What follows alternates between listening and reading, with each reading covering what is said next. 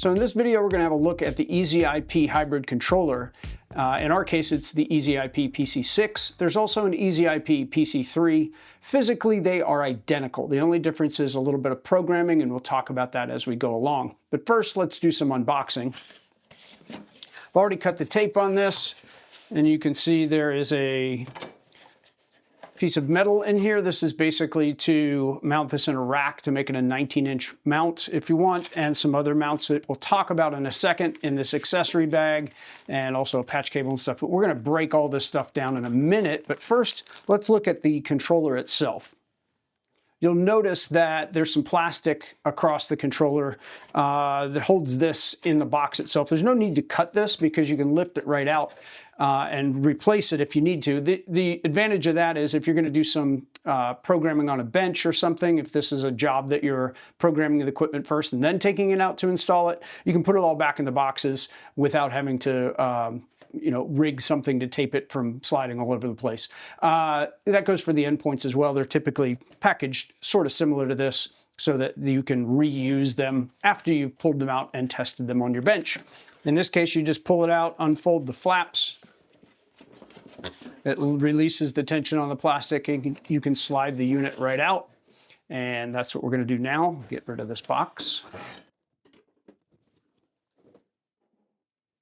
One of the things you'll notice that was not in the box are instructions.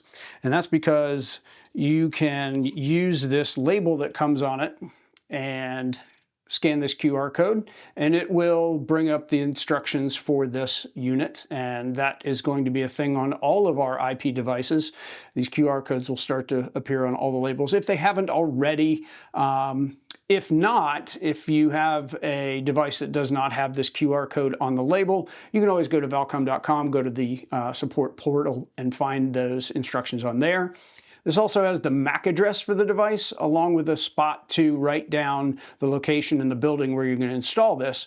On head ends like this, it's not as crucial as it will be on endpoints. You need to keep track of where all your endpoints are so that you have a really good idea when you're looking at the MAC addresses in the programming tool where they are. And this is a good cross-reference for that.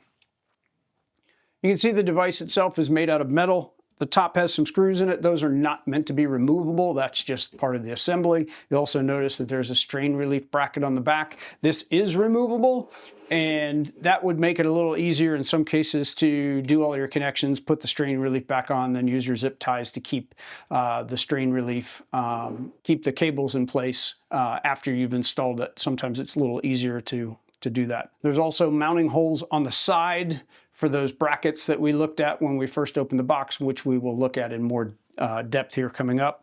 There's some in the middle for a wall mount, there's some in the front for a rack mount, and there are some that can actually be used to connect two of these units together, because you can actually stack these units. You can use, if 6 zones of output, which we'll talk about in a second, for analog paging is not enough, you can use multiple devices together in the same system. So looking at the front of the device, very, very simple. It says page controller. There's an Ethernet port and a status light. This device can be used as a full analog page controller. It does not need to be connected to a network. But again, ezIP has a flexibility to both be analog and hybrid IP in the same system. So there are going to be instances where you're going to need to plug this in so that you can have it be programmable on your network and pull power from a PoE switch, or you can actually use it as a full analog unit and utilize this 24-volt input back here for a VP1, let me see what it is, VP1124D power supply.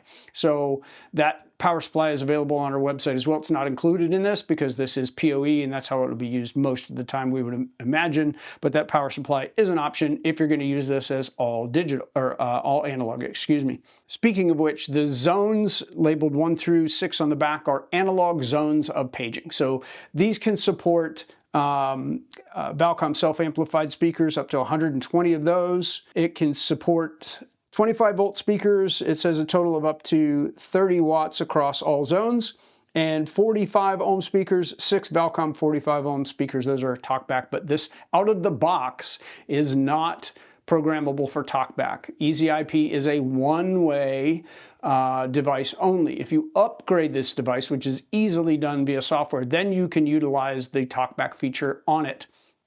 But in its standard configuration out of the box, it is a one-way only. So you notice this is a PC6. There are 6 output zones, and all 6 zones are active out of the box with the PC6 model. With the PC3 model, only 3 of these zones are active.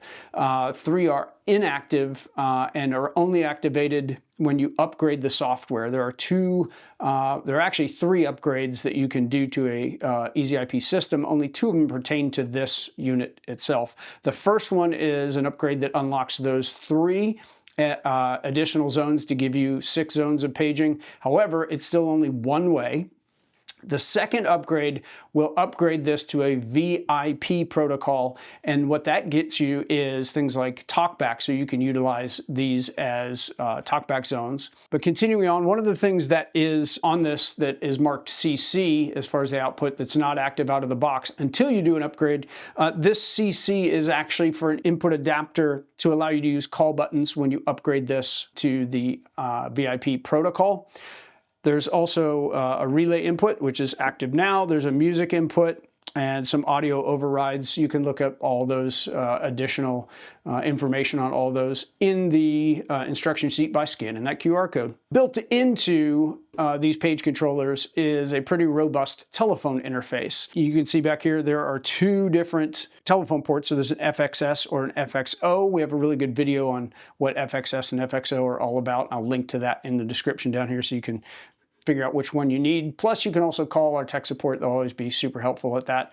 And all of those things that I've talked about pretty much can be used without actually putting this on a network and programming it. However, there's several reasons why this device is very powerful. One of which is if you have a SIP phone system, like a VoIP phone system that utilizes Session Initiation Protocol or SIP, this device can talk to those phone systems as well. And those are like your on-premise VoIP systems that are basically on your network, or even cloud-based systems can utilize SIP to integrate with this. And again, then you'd have to have this device connected to your network via this port up here.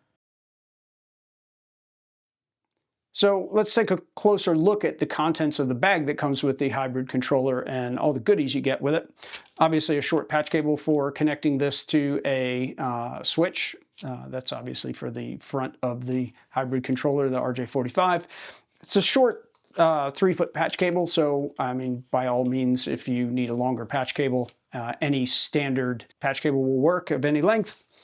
Next, you have some feet. If you wanted to put this, these are little adhesive feet that can go on the bottom of the unit itself if you're going to just have it sitting on top of something. These are interlocking brackets. One each goes on, and I'll show you how these work. I only have one unit, but I can actually show you how these go together. There's an illustration in the instructions that show you how these work, but they're basically meant to join 2 units together in one 19-inch rack mount. And these go on the insides of those units so they can be attached to each other. These black screws are the screws that you would use for attaching any of those things, or the rack ears. There's a longer piece and a shorter rack ear that can be used to mount one of these units. I'll show you how that looks in a second. We've also included some rack screws for you, and even some wood screws if you're going to mount it on a backer board.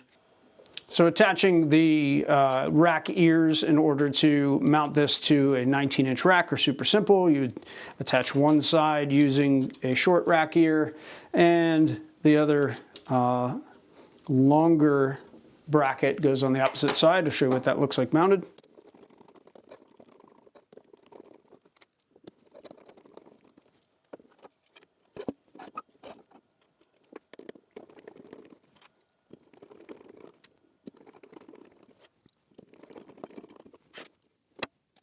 So if you notice, there are 3 different brackets that come with the hybrid controller. There are 2 short rack ears, and there's 1 long one. If you're not mounting it in a rack, and you want to mount it on something like a backer board, like this one I have here that has my 66 block that runs out to my self-amplified speakers. I can actually mount these to the middle mounting holes on the hybrid controller and mount it to the backer board with the included wood screws. So I'll show you what that looks like real quick. So I haven't put all 4 screws in here. This is just for our example. It's obviously on a desktop, not actually mounted on a wall like this backer board typically would be. But one of the things I wanted to point out is this is the perfect example of why you would need to remove or want to remove the strain relief bar on the back. But again, it's not necessary. If you have a backer board, this you're not going to have the strain. You can attach your wires directly to the board if you want instead of using the strain relief, or you can leave it on there. It's up to you. Anyway, that pretty much concludes what we're going to talk about in this particular video. So make sure you do the subscribe and like thing at the bottom, and we'll see you in the next one.